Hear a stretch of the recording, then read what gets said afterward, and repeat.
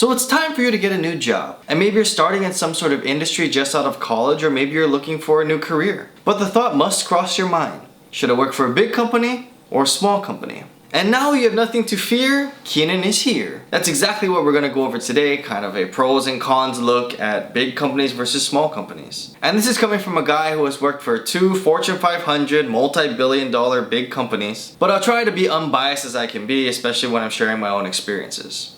And if you're ready to go, don't forget to hit that like button. And if you haven't already, subscribe to the channel if you want to see this dude from Hawaii talk about engineering, personal finance, and just life here in the islands. So without further ado, my top 5 things that you should consider when you're thinking about joining a large or small company. And we'll start off out of the gates with one of the most important, money. From what I can tell, the larger companies tend to pay better. And this is not only just your salary, there's a lot of benefits that come from working for larger companies that somewhat go unnoticed. So if you think of retirement plans like a 401k, a lot of the larger companies just have a better plan where a smaller company may not even have a 401k. And this is kind of a big deal because a 401k is a great opportunity for you to get free money from your employer. And everyone loves free money, so speaking of that, you might as well just use my link below because Weeble's giving away 2 free stocks when you deposit $100 on the platform. But yes, usually in a 401k, your employer will match a certain percentage of the money that you take out of your paycheck, and that's invested in some sort of fund that your company sets up for you. So it is additional income on top of your salary. And even things like bonuses and employee shares in the company or like ESOP programs. These are things that larger companies offer up as opposed to smaller companies. And also when it comes to insurance, when you have medical, dental, vision, all those things add up if you don't have it somewhat partially covered by your company. Insurance on your own is really expensive and maybe a smaller company might not be able to front that bill. So think about these kinds of things when you're evaluating your entire employee package. And I may do an entire video on this exact thing alone, so if you're interested in that, let me know in the comments below.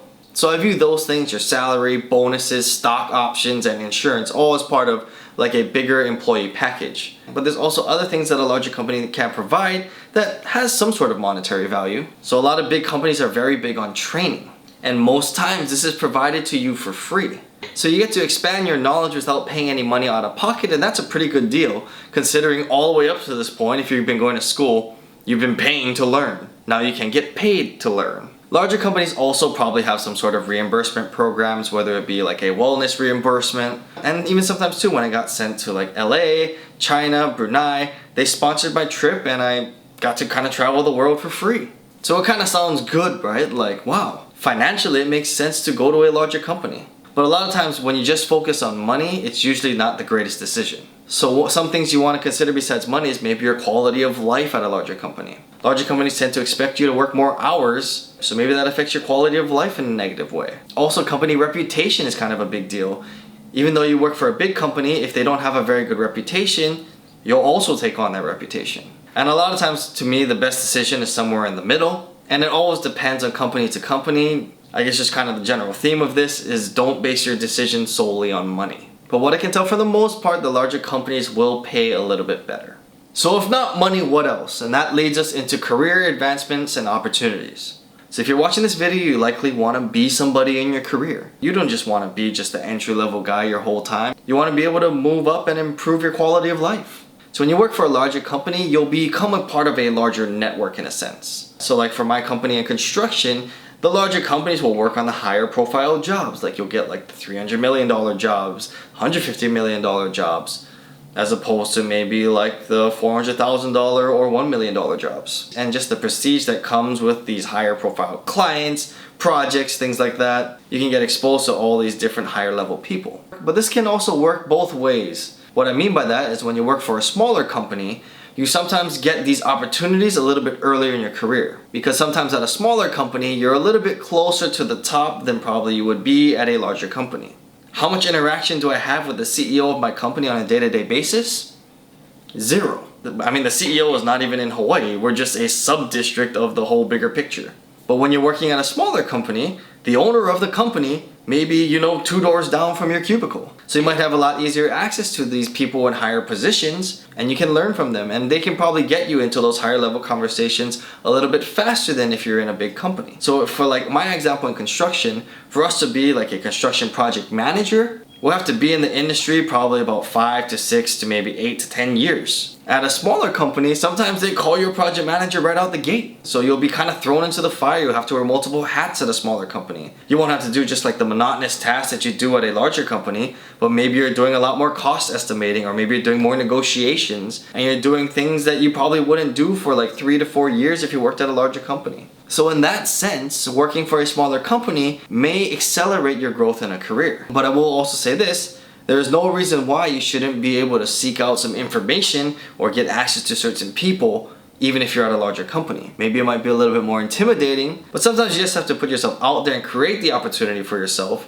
whether the guy is, somewhere millions of miles away or 2 cubicles down from you. There's always a way for you to get that exposure if you really want. And now let's talk politics, office politics. I don't think it really matters whether it's a small or large company. I think that in any company, it's always about the people that you know and interact with. If you don't have a good camaraderie with people, especially the person that's your immediate boss, it's gonna be kind of hard for you to advance. I find that some people just take this stance of like the world owing them something. And it probably just gets magnified a little bit more at a corporate level because they probably don't care as much about you. But you have to provide value to your immediate boss for them to say, yes, you're ready to move forward and move up. And I don't think that that aspect of you providing value to the people above you really matters whether it's a small or large company. And a lot of times some people say that when you're at a large company, it's really hard for you to advance and get to that top position. Then there's some truth to that. Sometimes politics may come into play for that, but I argue too, it's somewhat similar with a smaller company. I think that once you get to that really high level area, it's really hard for you to separate yourself from the pack because there's only 1 or 2 high level positions, whether you're at a large company or small company. So I think in any sense, whichever way you go, your career trajectory will follow the amount of effort and diligence that you put into it. The less excuses you make for yourself, the more effort you put in, and the more value you try to bring to the company, I think the better your results will be. So now let's move into systems and structure, because corporate America loves a good system. At big companies, there's a checklist for everything. There's some sort of manual. You gotta follow this book this way because this is how we've been doing it for 20 years. And what you find when you work for these large companies, they have all of these different systems in place to protect the company. Like there could be this one instance where someone made this small little mistake and ended up costing the company millions of dollars, and now everyone has to fill out this form every single day regardless of whether or not it pertains to them. That's a big problem in corporate America. But that's something that you just have to deal with if you're working at a big company. When you get bigger, there's a lot more risk. So you have to put all these little things in place in order to mitigate that. So that's why in a smaller company, I would argue that there's more opportunities for creativity. You can get away from the checklist. You can be a little looser with the way that you do business. And it probably feels a lot more free to make decisions when you're working at a smaller company. And sometimes that comes at a cost. A lot of times I've been seeing, especially in Hawaii, the smaller companies really like hiring employees from bigger companies so that they can implement some of those systems because it's just too loose out here. And it's kind of a win-win for the smaller companies because they didn't have to pay anyone to figure out how to make a system that works. They just hire somebody else that was already part of some sort of system and they just adopt it to make it work for them. So think of which environment you would thrive more in.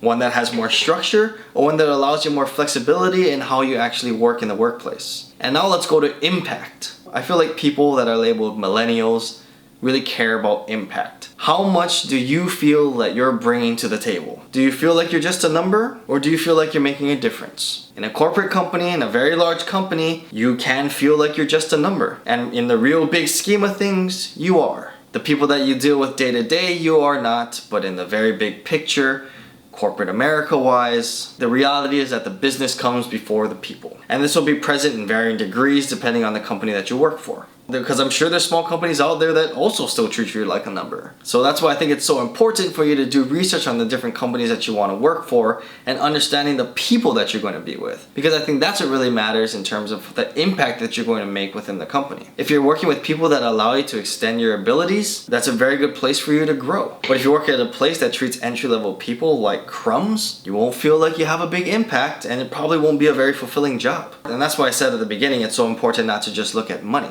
Because I think people nowadays do really want to make a difference. They do want to provide value. And if they're not put in an environment for them to do that, it makes it really tough for you to go to work. And now we'll move to stability. And I think maybe this became prevalent with the pandemic that happened last year. People want to make sure that their employment is relatively stable. And I can make arguments for both sides on this one. Like for me, working at a larger company where we have offices here in Hawaii, we have in California, Texas, Florida, when one economy slows down, a lot of times they'll transfer people out, so you always have a job. But on the flip side of that, if you don't want to move around, a lot of times they tell you to get out. And again, kind of treating you like a number kind of deal. That's just what you're gonna have to deal with when you're working for a large company. You also have to keep in mind as well, in terms of stability, the guy that is at the helm when you first start may not be the guy that's at the helm 1 year, 5 years, 10 years down the line. And that's why it's really tough for you to get married to a large corporate company, because leadership tends to change from time to time. So when you work for a smaller company, people tend to say that there's probably a little bit more of a personal connection there. Maybe it's a family-owned business, and when things start to go south, they care a lot more about their employees,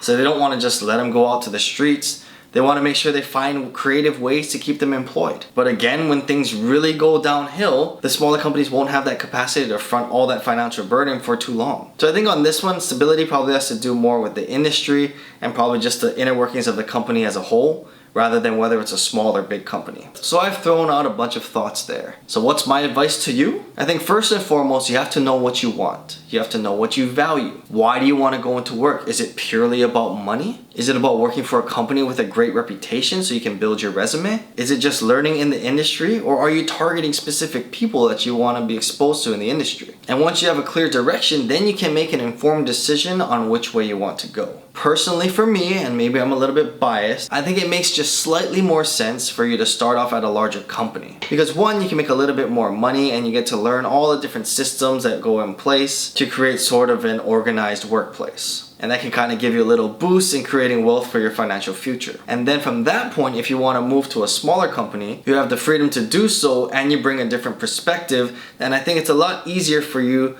to go from corporate structured down to a looser, smaller environment. And at that point, you already have a salary established, so a lot of times these smaller companies will give you a little bit of a better offer than when you start off with them initially. But again, it's all about personal preference, and it really starts with knowing what you really want out of your career. So that's the end of the video. If you enjoyed it, don't forget to give it a big thumbs up. And don't forget to subscribe and hit the notification bell so you can join our growing family here on YouTube. And don't forget to use the link in the description below so that you can get your 2 free stocks from Webull. Thank you so much for watching. I really appreciate your time, and I'll see you in the next video.